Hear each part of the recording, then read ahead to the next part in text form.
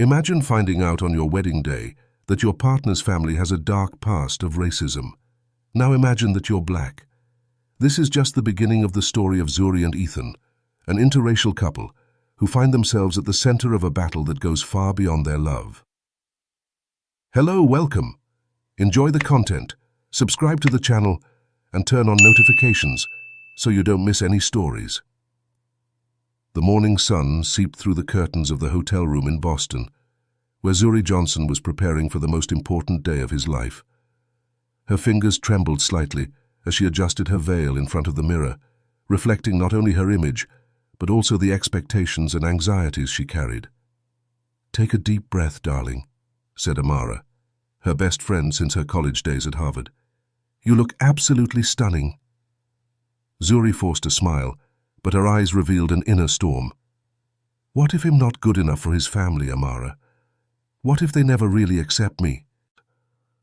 Amara put her hands on Zuri's shoulders, their eyes meeting in the reflection. "Listen to me, Zuri Johnson. You're an incredible, successful, and compassionate woman. If they can't see that, it's their problem, not yours." Amara's words brought a little comfort, but didn't completely dispel the clouds of doubt. Zuri thought of her own family, especially her grandmother Esther, who had expressed concerns about interracial marriage. "Are you sure you're ready for this, my dear?" Esther had asked weeks before, her voice laden with years of difficult experiences in the American South. A soft knock on the door interrupted her thoughts. It was Olivia, her younger sister, entering with a beaming smile. "Hey, future Mrs. Prescott. Ready to marry the man of your dreams?" Zuri laughed, grateful for Olivia's positive energy. "Almost there. I just need a moment to pull myself together." Meanwhile, a few blocks away, in another hotel room, Ethan Prescott stared at his reflection with a mixture of excitement and apprehension. His blue eyes, normally full of confidence, now revealed a vulnerability rarely seen. "You look great, man," said his best friend Alex, adjusting Ethan's tie. "Zuri will be speechless."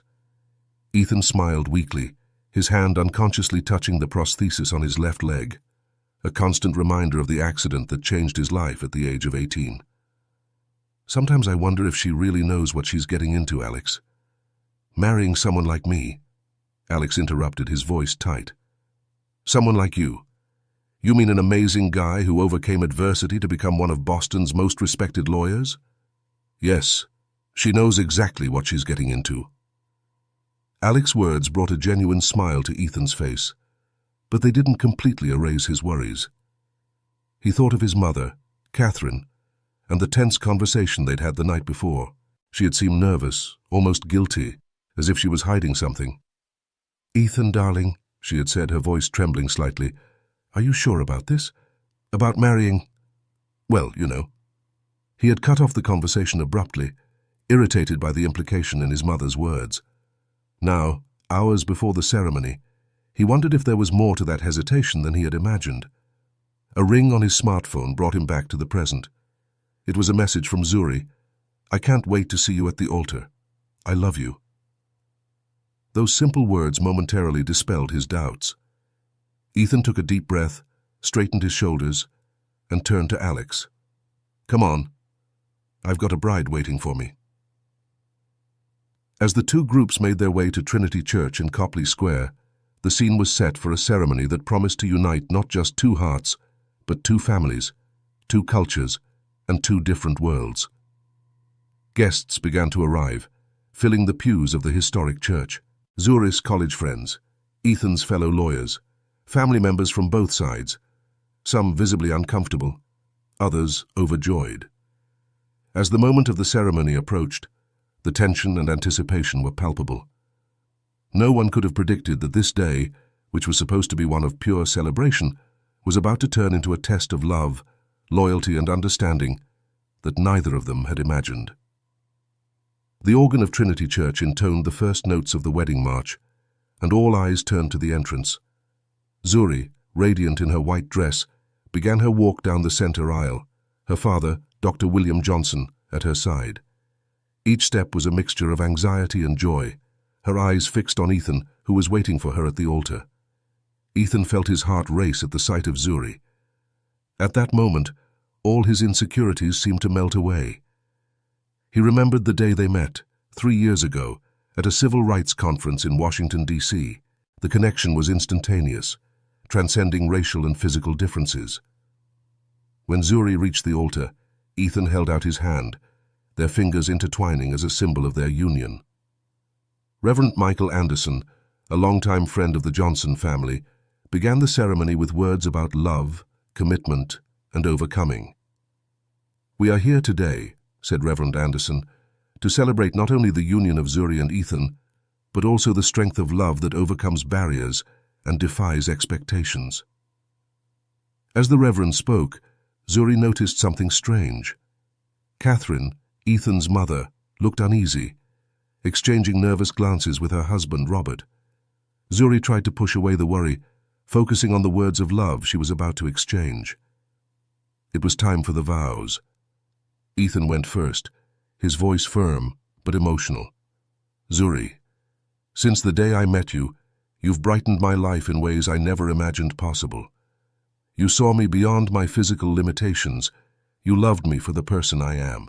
I promise to be by your side at all times, to face every challenge together, and to build a future based on respect, understanding, and unconditional love." Tears glistened in Zuri's eyes as she began her vows. "Ethan, you taught me the true meaning of strength and perseverance. Your love has made me a better, more compassionate person. I promise to be your partner in all aspects of life, to celebrate our differences and grow from them. Together, we will create a home where love overcomes any obstacle." The exchange of rings was a moment of pure emotion. Both men's hands trembled slightly, aware of the profound meaning of the gesture. After being declared husband and wife, Zuri and Ethan sealed their union with a passionate kiss, applauded by the guests. The joy was palpable, but a keen eye could notice the underlying tension on some faces in the front row. The reception that followed was a vibrant celebration in the ballroom of the Fairmont Copley Plaza Hotel. Music, laughter, and lively conversation filled the air. Zuri and Ethan circulated among the guests, thanking them for coming and sharing moments of joy. It was during one of these interactions that the day took an unexpected turn. Zuri was chatting with Dr. Marcus Taylor, an old friend of her father's and Professor Emeritus of African American History at Boston University. "Zuri, my dear, I'm so happy for you," said Dr. Taylor, his smile warm. "You know, it's amazing to see how things change. Who would have thought that Gerald Prescott's granddaughter would be marrying a black woman?" Zuri felt as if the ground had disappeared beneath her feet. "I'm sorry, Dr. Taylor, but I don't understand. Who is Gerald Prescott?" Dr. Taylor's smile faltered, realizing his mistake. Well, Gerald Prescott is Ethan's grandfather. He was quite well known in certain circles in the 1960s. For not very positive reasons, unfortunately." Before Zuri could question further, Ethan appeared at her side, smiling, unaware of the conversation that had just taken place. "Hey, love, shall we cut the cake?" Zuri forced a smile, her mind spinning. As they walked to the cake table, she couldn't stop thinking, why had Ethan never mentioned his grandfather? And what exactly did Dr. Taylor mean by not very positive reasons? The rest of the reception passed like a blur for Zuri. As they cut the cake and danced their first dance as a couple, her mind was distant, full of unanswered questions and a growing sense of unease. As the evening progressed, Zuri knew she needed to confront Ethan about this revelation. But how could he broach such a delicate subject on his wedding day? And more importantly, how would it affect the future they had promised to build together just a few hours earlier? The full moon hung over Boston as Zuri and Ethan arrived at the bridal suite of the Four Seasons Hotel. The glow of celebration was beginning to fade, giving way to a silent tension that hung between them. Zuri felt the weight of unspoken words, while Ethan, oblivious to the storm brewing, smiled with the typical joy of a newlywed. "What an incredible day, isn't it?" Ethan said, loosening his tie as he sat on the edge of the king-size bed. His eyes shone with happiness, contrasting with Zuri's distant expression. Zuri stood, her restless hands adjusting and readjusting the strap of her dress. "Ethan," she began, her voice trembling slightly. "I need to ask you something." The change in Zuri's tone made Ethan straighten up, his expression turning from joy to concern. "What is it, love? Did something happen?" Taking a deep breath, Zuri decided to get straight to the point. "Who's Gerald Prescott?" Ethan's face paled visibly, his eyes widening in shock. Where did you hear that name?" "Dr. Taylor mentioned him at the reception," Zuri replied, watching Ethan's reaction carefully. "He said that Gerald is his grandfather, and that he was known for not very positive reasons in the 60s. Ethan, what does that mean?" Ethan stood up, running his hand through his hair in a nervous gesture. "Zuri, I don't know how to explain it." "Try," Zuri insisted, his voice mixing frustration and hurt. "Why haven't you mentioned your grandfather before? What did he do that's so terrible that you hide it from me?" Ethan walked to the window, looking out at the city lights as if seeking courage in the distant stars. When he finally turned around, his eyes were full of guilt and sadness. "Gerald Prescott, my grandfather. He was an activist against racial integration in the 1960s, Ethan confessed, his voice almost a whisper. "He led protests, made speeches, things I'm not proud of at all." Zuri felt as if he'd been punched in the stomach. "And you never thought it was important to tell me this? Especially knowing who I am, where I come from." "I wanted to tell you, Zuri," Ethan pleaded, taking a step towards her. "But the more time passed, the harder it became. I was afraid of losing you." Zuri stepped back, creating distance between them. "Afraid of losing me? Ethan, we've just got married. How could you keep such a big secret?" "I'm not my grandfather, Zuri," Ethan argued, his voice laced with emotion. "I repudiate everything he stood for. That's why I chose to become a civil rights lawyer, to try to right the wrongs of the past." Zuri shook her head, tears starting to form in her eyes. "It's not just about your grandfather, Ethan. It's about trust. How can I trust you if you've hidden something so significant?" The silence that followed was deafening. Ethan tried to approach again, but Zuri held up her hand, asking for space. "I need air," she said, heading for the door. "I need to think." "Zuri, please," Ethan begged, his voice breaking. "We can talk about this. I love you." Zuri stopped at the door, turning to look at Ethan one last time before leaving. "I love you too, Ethan. But love without trust? I don't know if it's enough." With those words, she left, leaving Ethan alone in the suite, the weight of her secret finally exposed. Zuri walked down to the hotel lobby, her emotions in turmoil. She sat down on a far sofa, taking her cell phone out of her pocket. Her hands were shaking as she dialed the number of her best friend, Amara. "Nanny? I'm sorry to call so late, but I need you," Zuri said, her voice breaking. On the other end of the line, Amara answered immediately, concern evident in her voice. "Zuri, what happened? I'm on my way right now." Meanwhile, in the bedroom, Ethan sank onto the bed, his head between his hands. He picked up his phone, hesitated for a moment, then called his friend Alex. "Alex? I've ruined everything," he said, as soon as his friend picked up. As the evening progressed, what was supposed to be the start of a new life together turned into a moment of crisis. Zuri and Ethan, separated by just a few hotel floors, but emotionally distant, now faced the challenge of reconciling the love they felt with shaken trust and revealed secrets. The moon continued to shine over Boston, indifferent to the drama unfolding below, while the newlyweds wondered whether dawn would bring the chance of a fresh start or the end of everything they had built together.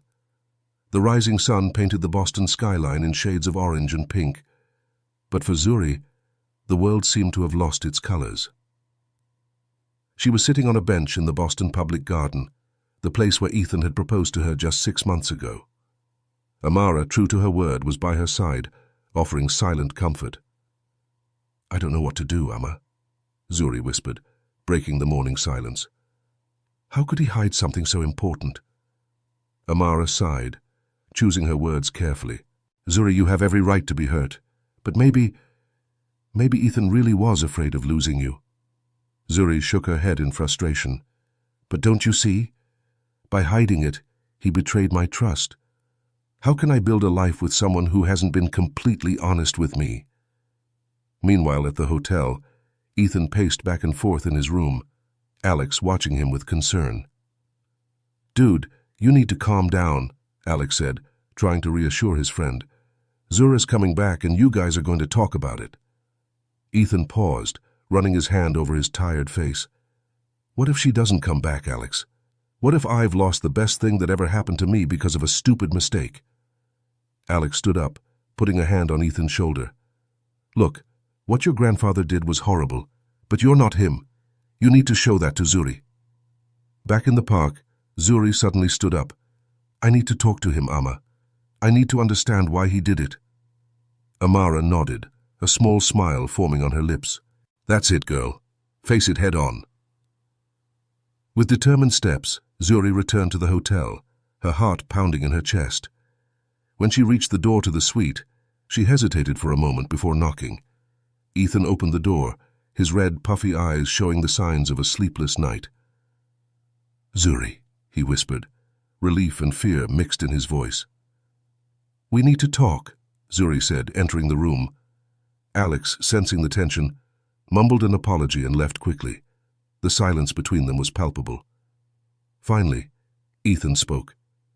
Zuri, I'm sorry, more than you can imagine. I should have told you about my grandfather a long time ago. Zuri stared at him, her eyes searching for answers. Why didn't you tell me, Ethan? Why hide something so significant? Ethan sat on the edge of the bed, inviting Zuri to do the same.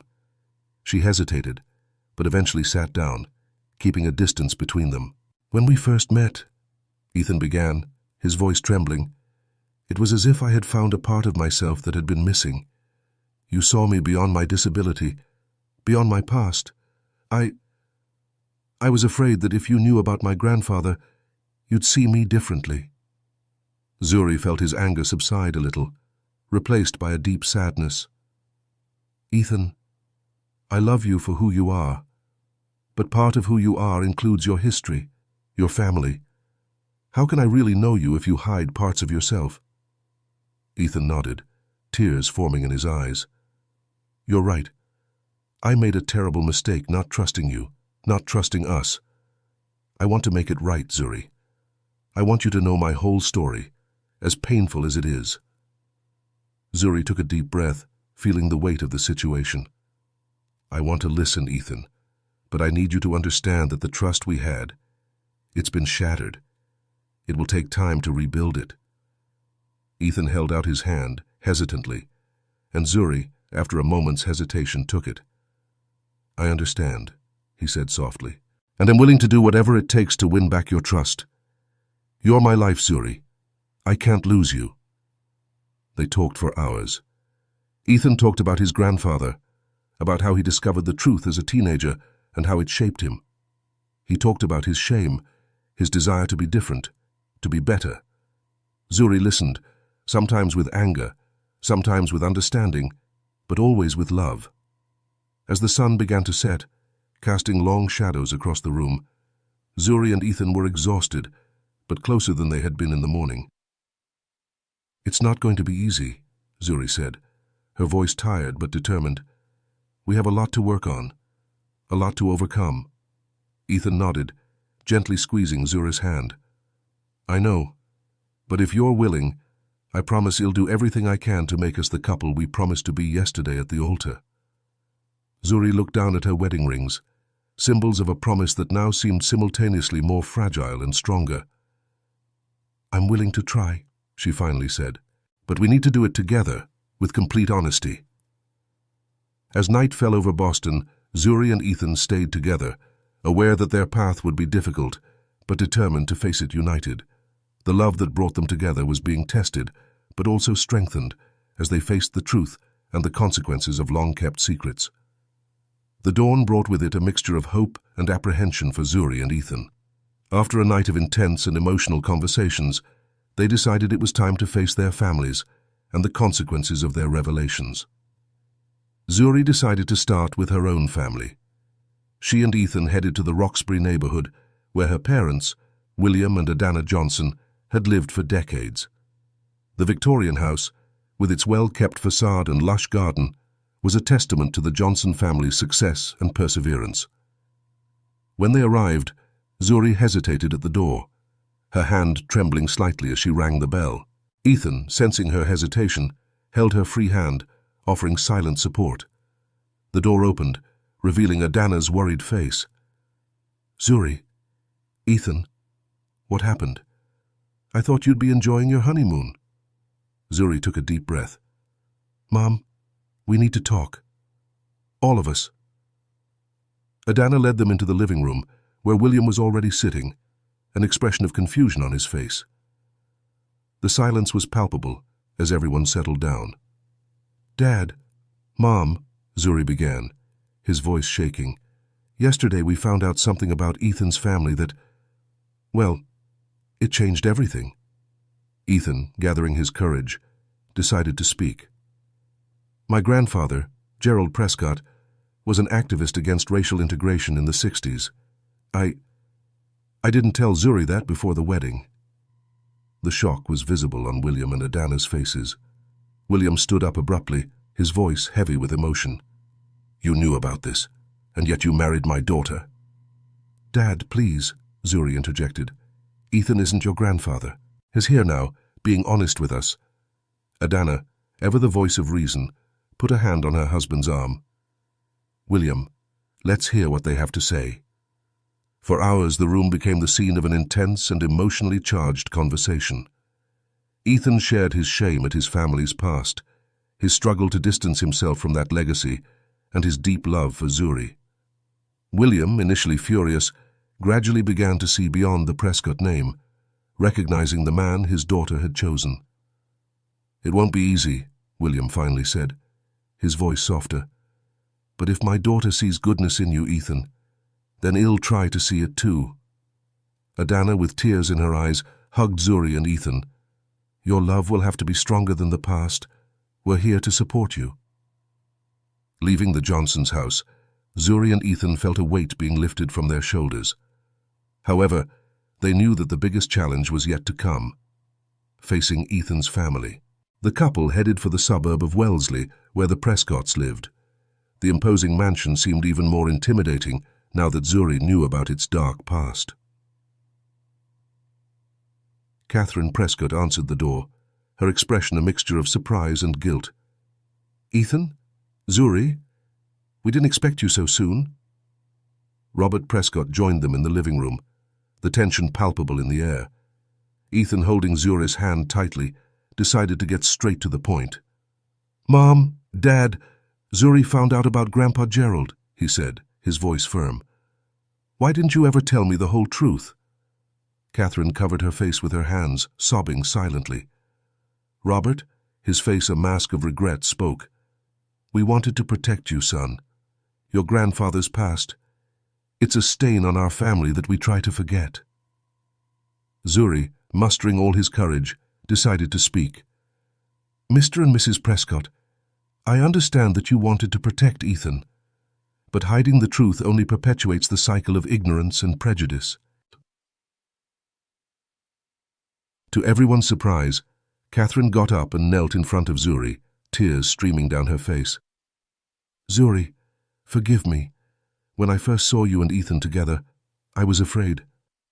Not because of who you are, but because of who we were. You deserve to know the whole truth." In the hours that followed, the Prescotts shared painful stories of the past, of how Gerald had changed in the last few years of his life, bitterly regretting his actions. They talked about their own process of learning and growing, and how Ethan's love for Zuri had forced them to confront their own residual prejudices. As the sun began to set, Zuri and Ethan left the Prescott home with a new understanding. The road ahead would still be challenging, but now they had the truth on their side and the support of both families. In the car driving back to Boston, Zuri looked at Ethan. "That was intense," she said, a small smile forming on her lips. Ethan nodded, squeezing her hand gently. It was, but we're in this together, right? Zuri intertwined her fingers in his. Together. Always. As they drove back to the city, they both knew that this was only the beginning of their journey. There would be more challenges ahead, more truths to confront. But with honesty, love, and each other's strength, they were ready to face whatever obstacles the future might bring. 2 weeks after the family revelations, Zuri and Ethan finally embarked on their postponed honeymoon. They chose Martha's Vineyard, an island off the coast of Massachusetts, known for its natural beauty and rich history. The location was not a random choice. It was a symbol of their determination to face the past and build a future together. When they arrived on the ferry in Oak Bluffs, Zuri marveled at the colorful gingerbread cottages that adorned the streets. "It's beautiful here," she whispered, squeezing Ethan's hand. Ethan smiled, but his eyes revealed a mixture of emotions.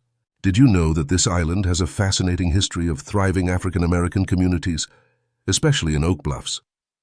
Zuri nodded, surprised by Ethan's knowledge. "You've been doing some research, haven't you?" "Yes," he admitted. "I thought, well, that we should use this time not only to reconnect, but also to learn more about our shared history." The gesture touched Zuri deeply. It was a small but significant step in the right direction. Over the next few days, the couple explored the island, immersing themselves in its rich history and culture. They visited the African American Heritage Trail, learning about important figures such as Dorothy West and Adam Clayton Powell, Jr. Each stop became an opportunity for deep discussions about race, identity, and the future they wanted to build together. One afternoon, as they walked along Menemsha Beach, Zuri decided to broach a subject that had been on her mind. "Ethan," she began hesitantly, "have you thought about what it will be like when we have children? How will we explain to them about our history, about your family's past?" Ethan paused, staring at the horizon. "I think about it more than you know," he confessed. "I want our children to know the whole truth, the good and the bad. I want them to understand the importance of fighting prejudice, no matter where it comes from." Zuri felt a surge of love and pride. "You know, when I found out about your grandfather, I was scared, afraid that somehow that prejudice was in you too. But seeing how you're coping with it all, how you're striving to learn and grow, that means a lot to me." Ethan pulled Zuri into a tight hug. "I love you, Zuri, and I promise that I will always strive to be the best man I can be, for you and for our future family." The next day, they decided to attend a community event in Oak Bluffs, an open discussion about race and reconciliation. The event was being held at the Union Chapel, a historic site known for its role in the civil rights struggle. When they arrived, the hall was already full. People of all ages and ethnicities gathered, creating an atmosphere of expectation and hope. The moderator, Dr. Angela Reynolds, a renowned sociologist from the University of Massachusetts, opened the discussion. "We're here today to talk about healing, about how we can build bridges between our communities," she began. "Would anyone like to share their experience?" To Zuri's surprise, Ethan raised his hand.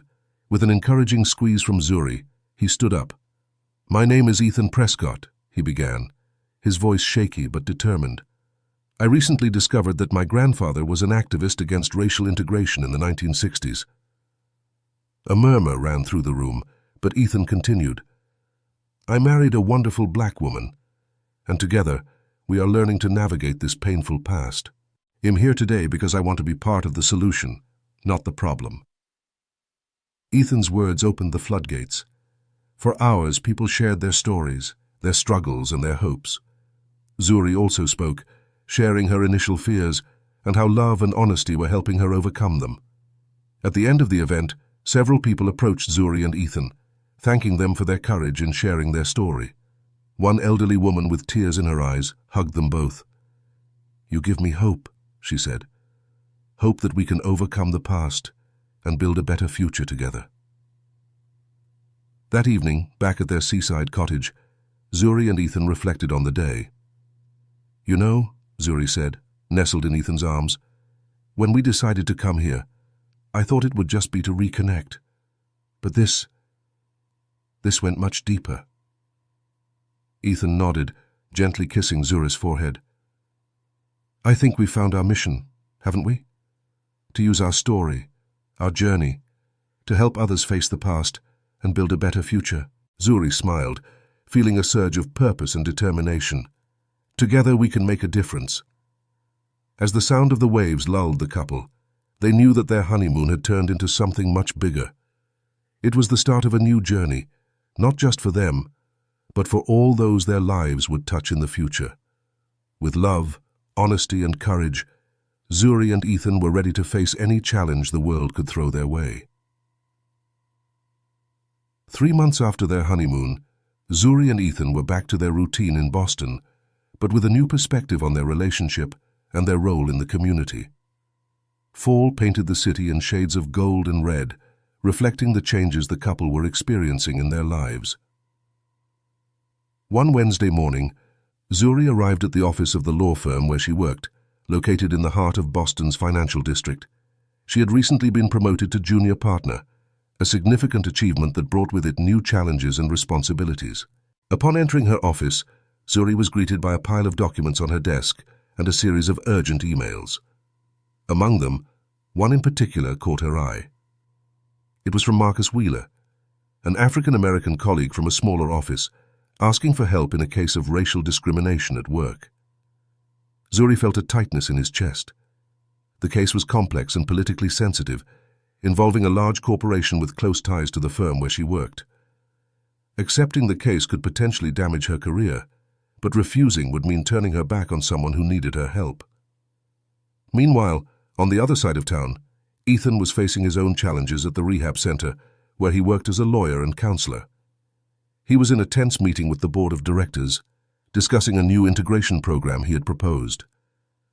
"Mr. Prescott," said Richard Townsend, one of the older directors, "we understand your passion for this issue, but we don't see how it aligns with our core mission." Ethan took a deep breath, trying to contain his frustration. "Our mission is to help people with disabilities reintegrate into society. This program would address the unique barriers faced by people of color with disabilities. It's crucial for our community." The discussion continued, heated and at times hostile. Ethan found himself fighting not only for the program, but against subtle prejudices and resistance to change. At the end of the day, Zuri and Ethan found themselves at home, both exhausted and emotionally drained.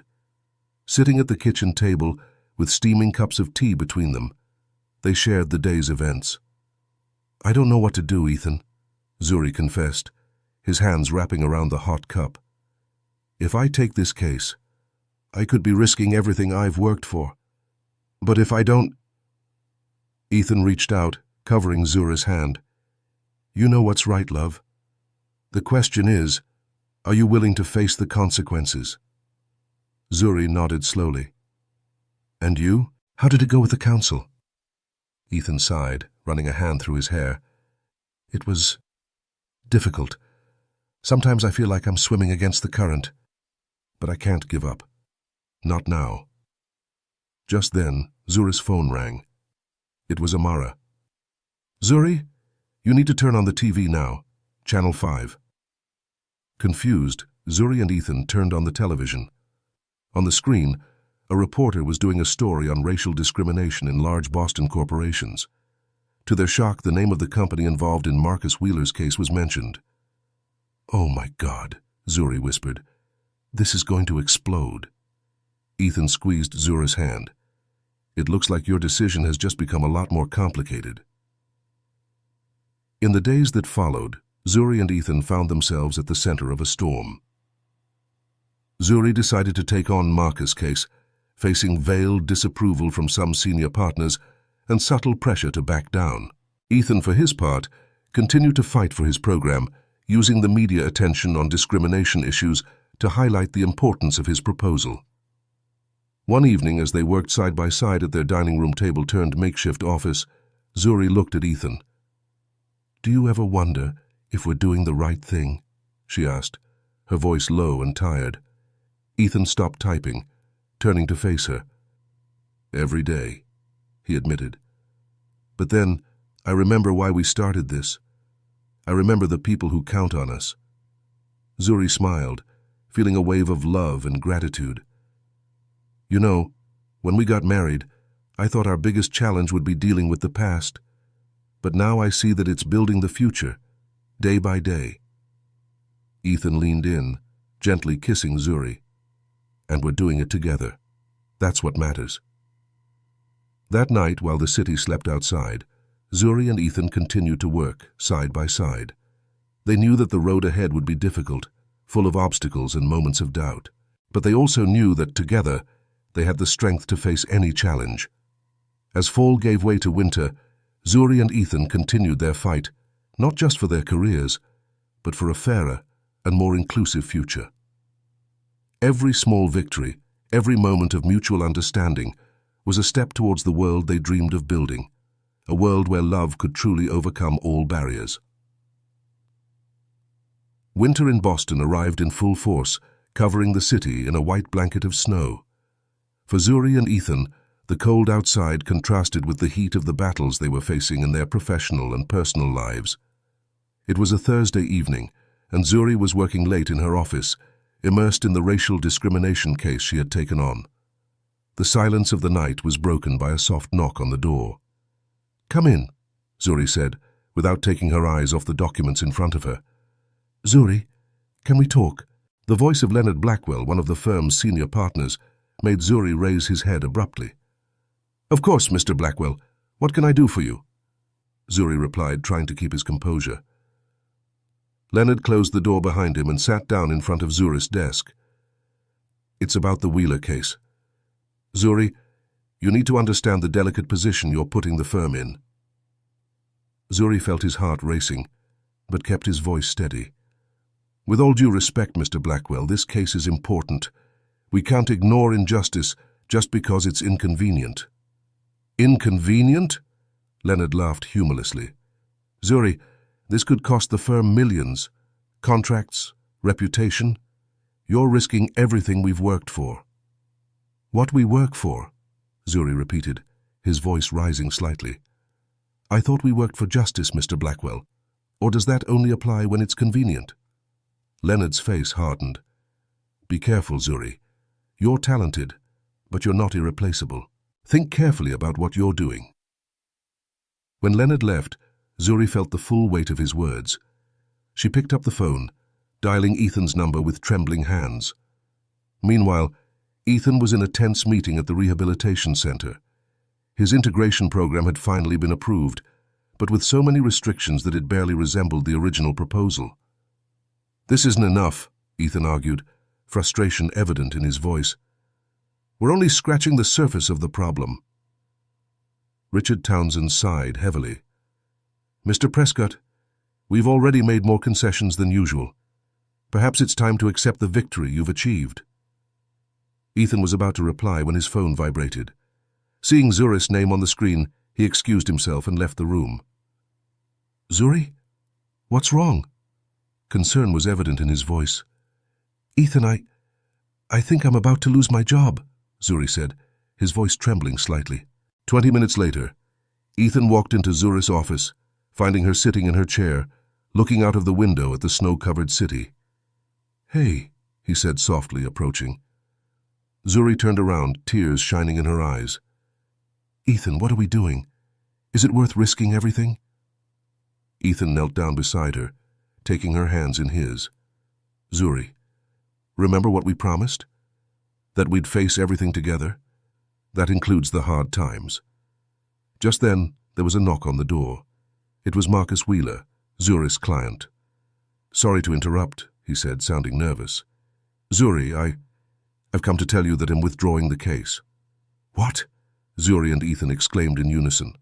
Marcus entered, closing the door behind him. "They offered me a settlement. A good deal. They say they're going to implement new diversity policies." Zuri stood up, incredulous. "Marcus, you can't give up now. We're so close to making a real change." Marcus shook his head sadly. "Zuri, you don't understand. They've threatened my family, my wife, my children. I can't risk it." The silence that followed was deafening. Zuri felt as if the ground had disappeared beneath his feet. Ethan, realizing the gravity of the situation, stepped forward. "Marcus, What they've done is illegal. We can protect you and your family, Ethan argued. Marcus smiled sadly. Protect how? They have money, power, connections. What do we have? Zuri, recovering from the initial shock, spoke with renewed determination. We have the truth, Marcus, and we have each other. If we give up now, they've won not just this case, but all future ones. The trio spent the next few hours discussing strategies, risks, and possibilities. As the night progressed, a new resolution took shape. They weren't going to back down. They were going to fight even harder. When Marcus finally left, promising to reconsider his decision, Zuri turned to Ethan, exhausted but determined. You know, she said, when we got married, I thought our biggest challenges would be personal. But now I see that it's much bigger than us. Ethan nodded, pulling her into a hug. It is bigger, yes. But it's also exactly about us, about the world we want to build, not just for us, but for everyone. As they gazed out of the window at the sleeping city, Zuri and Ethan knew that the days ahead would be difficult. They would face opposition, threats and moments of doubt, but they also knew that together they had the strength to persevere. Marcus Wheeler's case was no longer just a legal case. It had become a symbol of their struggle for justice and equality.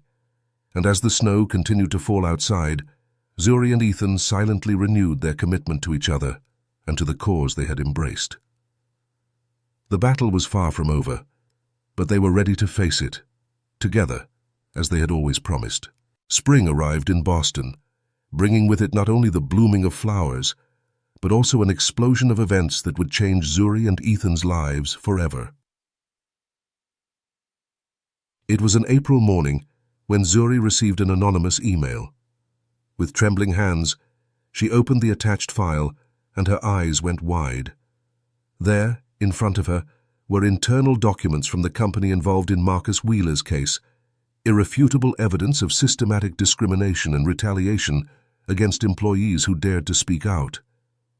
"Ethan!" she shouted, her voice a mixture of shock and triumph. "You need to see this!" Ethan rushed to her side, and together they examined the evidence. It was the turning point they needed, but it also represented a huge risk. "Zuri," Ethan said softly, "you know what this means, don't you? If we use this, there's no turning back." Zuri nodded, his determination evident. "I know, but we can't back down now. Too many people are depending on us. Je t'aime." In the days that followed, Zuri and his team worked tirelessly to verify the authenticity of the documents and prepare their case. Meanwhile, Ethan intensified his efforts at the rehabilitation center, using the growing media attention to highlight the needs of marginalized communities. The tension reached its peak when, a week before the trial, Zuri received a threatening phone call. "Ms. Johnson," said a deep voice on the other end of the line, "I suggest you reconsider your actions. It would be a shame if something were to happen to your promising career, or to your husband." Zuri felt the blood run cold in her veins. She immediately called Ethan, who had left everything to find her. "We can't let them intimidate us," Ethan said, hugging her tightly. "But we also need to be cautious. Let's get help." They decided to contact an investigative journalist, Samantha Rivera, known for her work on corporate corruption cases. Samantha listened carefully to their story and agreed to help, seeing the potential for impactful reporting. "This goes beyond a simple discrimination case," Samantha explained. "It's about power, corruption, and the manipulation of the legal system. We need to expose all of this." With Samantha's help, Zuri and Ethan began to build a support network. Activists, other lawyers, and even some of the company's whistleblowers joined the cause. Marcus Wheeler's case was turning into a movement. At the rehab center, Ethan was facing his own battle. His integration program was finally showing positive results, but he knew he needed to do more. "We can't settle for small victories," he argued at a board meeting. "We need to use our platform to demand systemic change." To his surprise, Richard Townsend, who had previously opposed his ideas, spoke in his support. Mr. Prescott is right. It's time we took a firmer stand. As the day of the trial approached, the pressure on Zuri and Ethan increased. They received almost daily threats, and the stress was beginning to affect their health and their relationship. One evening, exhausted after another long day of preparation, they had a heated argument. "You're putting yourself in unnecessary danger," Ethan shouted, frustration evident in his voice. "And you think what you're doing is any different?" Zuri retorted. "We're in this together, remember?" The silence that followed was heavy. Finally, Ethan spoke, his voice softer. "I'm sorry. I'm just afraid of losing you." Zuri moved closer, gently touching his face. "I'm afraid too, Ethan, but we can't let fear paralyze us. Not now." On the eve of the trial, Zuri and Ethan gathered everyone involved at their home. Marcus Wheeler, Samantha Rivera, the legal team, activists. Everyone was there, united by a common purpose. "Tomorrow," Zuri began, his voice firm, "we're not just fighting for a case. We're fighting for the future we want to see. A future of equality, justice, and dignity for all." Ethan continued, "We know the stakes are high, but together we are stronger than any corporation, any corrupt system." Marcus Wheeler, who had been so hesitant at the beginning, was now on the front line. "You gave me courage," he said, moved, "not just to fight for myself, but for everyone who will come after me." As the evening progressed, the group finalized their plans. Samantha was preparing to publish her explosive report simultaneously with the start of the trial. Activists organized peaceful protests outside the courthouse. The legal team reviewed their strategies one last time. When everyone left, Zuri and Ethan stood alone, holding hands, looking out of the window at the city they loved. "No matter what happens tomorrow," Zuri said softly, "I'm proud of us, of what we've become, of what we're fighting for." Ethan pulled her close, kissing her softly. "I love you, Zuri, and together we can do anything." As they prepared for bed, they both knew that the next day would mark a before and after in their lives. The trial wasn't just about a discrimination case. It was about redefining what was possible when brave people united for a cause greater than themselves. With hearts full of determination and a little fear, Zuri and Ethan fell asleep, ready to face whatever the dawn brought. The final chapter of their journey was about to begin, and they were prepared to write it together, with courage, love, and an unshakable faith in the power of change. The dawn in Boston brought with it a palpable energy. The streets around the federal courthouse were packed with people, some carrying signs, others simply watching, all aware that they were about to witness a historic moment. Zuri and Ethan arrived early, hands intertwined, faces determined. As they walked up the steps of the courthouse, they were greeted by a wave of applause and shouts of support. Marcus Wheeler was waiting for them at the top, his face a mixture of nervousness and resolve. "Are we ready for this?" Marcus asked, his voice trembling. Zuri smiled, placing a reassuring hand on his shoulder. "More than ready. It's time to make history." Inside the courtroom, the air was charged with tension. Judge Thomas Reeves, known for his impartiality, was presiding over the case. On the opposite side, a team of elite corporate lawyers, led by the imposing Lawrence Hartley, was preparing for a fierce battle. When Zuri stood up to make her opening statement, she felt the weight of thousands of hopes on her shoulders. Taking a deep breath, she began, "Your Honor, ladies and gentlemen of the jury, this case is not just about Marcus Wheeler. It's about every person who has ever been silenced, marginalized, or discriminated against because of the color of their skin. It's about the future we want to build for our children." As the trial progressed, witness after witness corroborated Marcus' story. Former employees, diversity experts, even a former company executive who decided to tell the truth. Each testimony was a stone in the foundation of the case Zuri was building. On the outside, Ethan coordinated public awareness efforts. He gave interviews, organized discussions, and ensured that the story was told fairly and comprehensively. His personal experience, as a white man married to a black woman and fighting prejudice, resonated with many. On the fourth day of the trial, Samantha Rivera published her investigative report. The impact was immediate and devastating. The company's shares plummeted, and public pressure reached unprecedented levels. Lawrence Hartley, feeling the case slipping through his fingers, made one last desperate move. During the break, he approached Zuri in the corridors of the courthouse. "Ms. Johnson," he said, his voice an urgent whisper, "perhaps we can reach an agreement, something that benefits everyone." Zuri stared at him, her eyes shining with determination. "Mr. Hartley, we're not here for money or deals. We're here for justice." When the verdict finally came, after days of intense deliberation, the silence in the courtroom was deafening. Judge Reeves cleared his throat and began to read.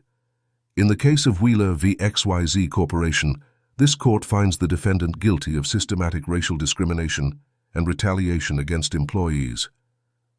The room erupted in a mixture of applause, tears, and shouts of joy. Zuri hugged Marcus, both of them crying openly. Ethan rushed to their side, enveloping them in a tight hug. But the victory in court was only the beginning. In the months that followed, Zuri and Ethan found themselves at the center of a national movement for corporate change and racial equality. They traveled the country, sharing their story and inspiring others to speak out against injustice. Ethan's rehabilitation center became a national model for inclusion and diversity. Companies across the country sought his guidance to implement more equitable policies. Zuri, meanwhile, was asked to lead a new division in her law firm, focused exclusively on civil rights and social justice cases. Her courage had not only saved her career, but transformed the entire culture of the firm. A year after the historic verdict, Zuri and Ethan were back on Martha's Vineyard, the place where their journey of self-discovery had truly begun.